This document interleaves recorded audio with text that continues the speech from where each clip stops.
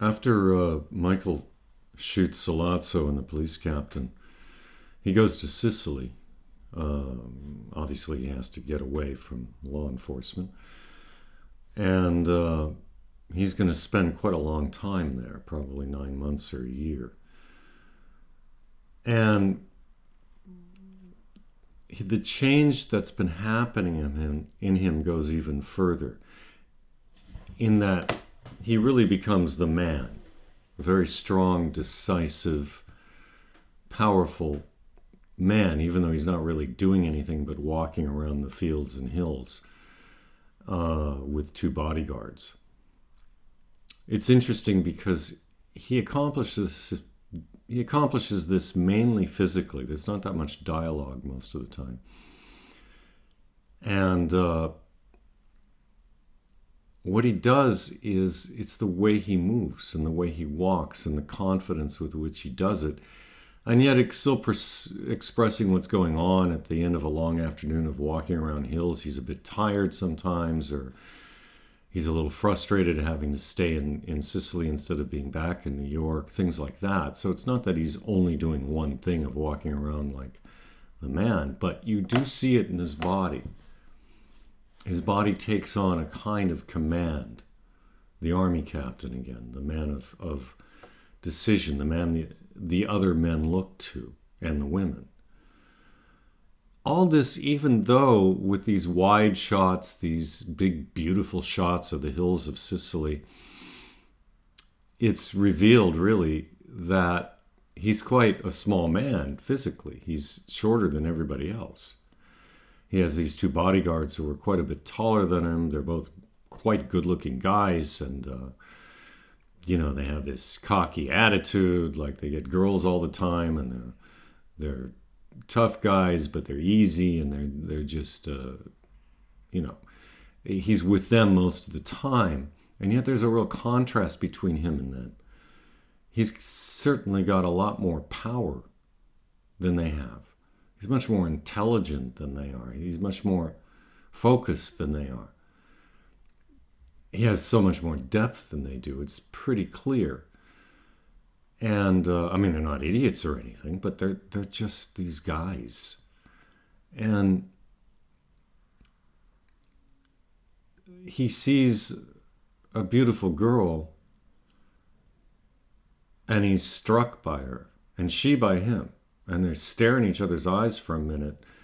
You got to remember, it's very, very old-style Catholic, so everything's got to be done in terms of that relationship very carefully.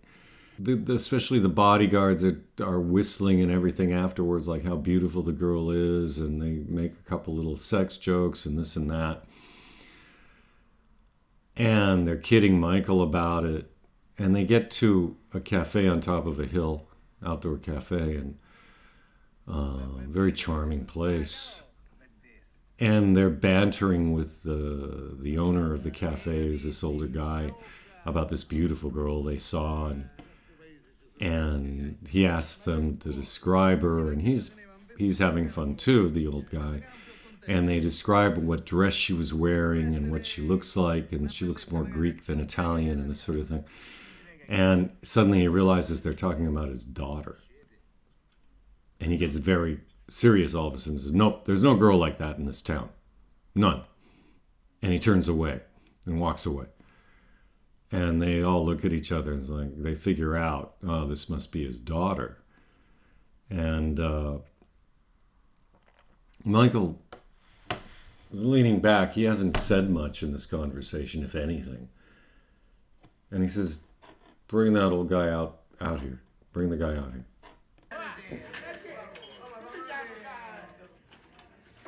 Sentite, che volete ancora davanti a me? Venite che dite a noi. Venite che poi conviene. Fabrizio, traduci per me. Sì. I apologize if I offended you. Ci dispiace se l'ho offeso. I'm a stranger in this country, È straniero in questo paese. and I meant no disrespect to you or your daughter. E non volevo mancare di rispetto né a lei né a vostra figlia. Ma qui è chi? E chi vuole di me figlia? I'm an American. hiding in Sicily. Un americano che si è nascosto in Sicilia. My name is Michael Corleone. E si chiama Michele Corleone.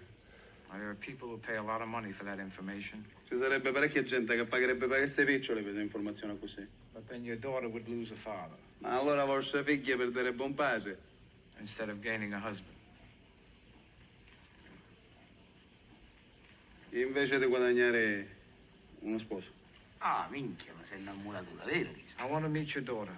Vuole conoscere vostra figlia. With your permission Con il suo permesso and under the supervision of your family. e con il consenso di tutta la famiglia. With all respect. Con tutto il rispetto, naturalmente.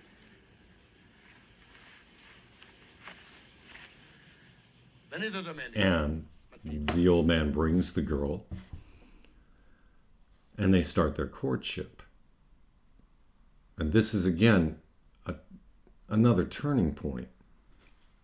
Because this is where, in a certain way, his powers is almost fully realized just in normal human interactions. I mean, it's not exactly normal, but it's not life and death exactly. It's important, but it's not life and death.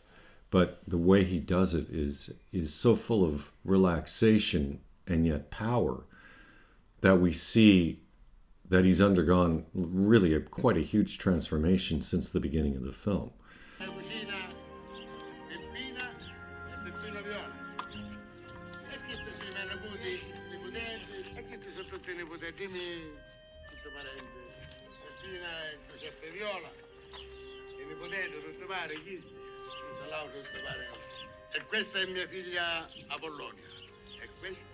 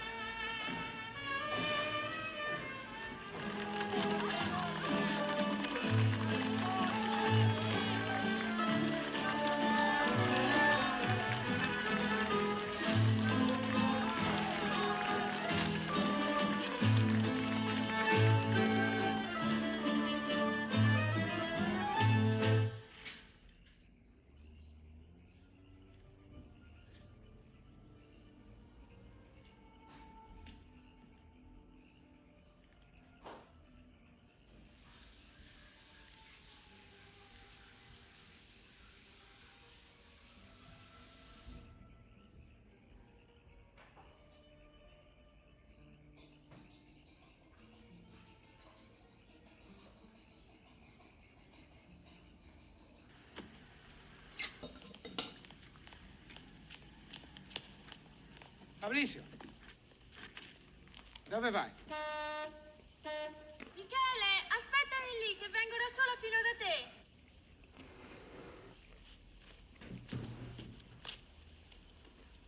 No! No, Apollonia!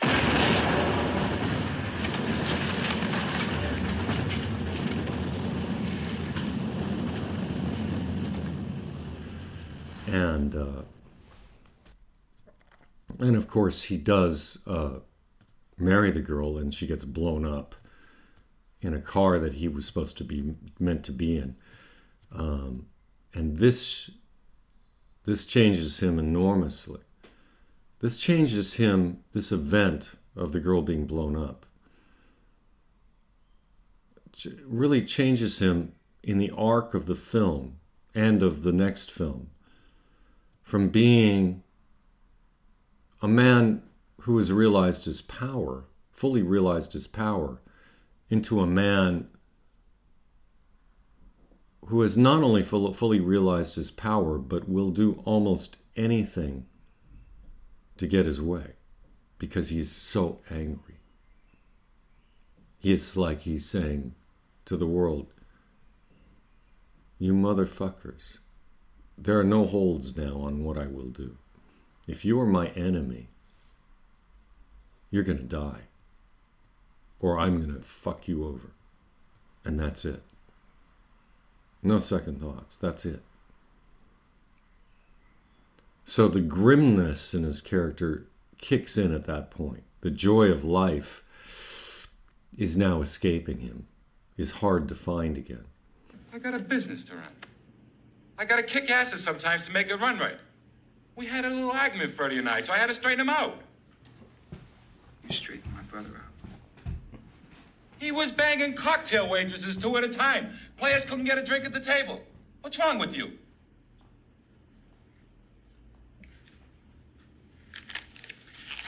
I leave for New York tomorrow. Think about a price. Do you know who I am? I'm Mo Green. I made my bones when you were going out with cheerleaders. Wait a minute, Mo. Mo, I got an idea. Tom, you're the consigliere. Now, you can talk to the Don, you can explain... Just a minute. Don is semi-retired, and Mike is in charge of the family business now. If you have anything to say it to Michael.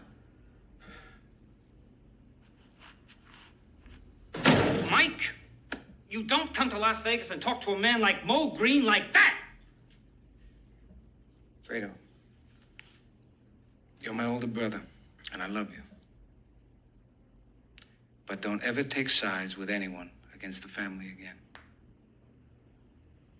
Ever.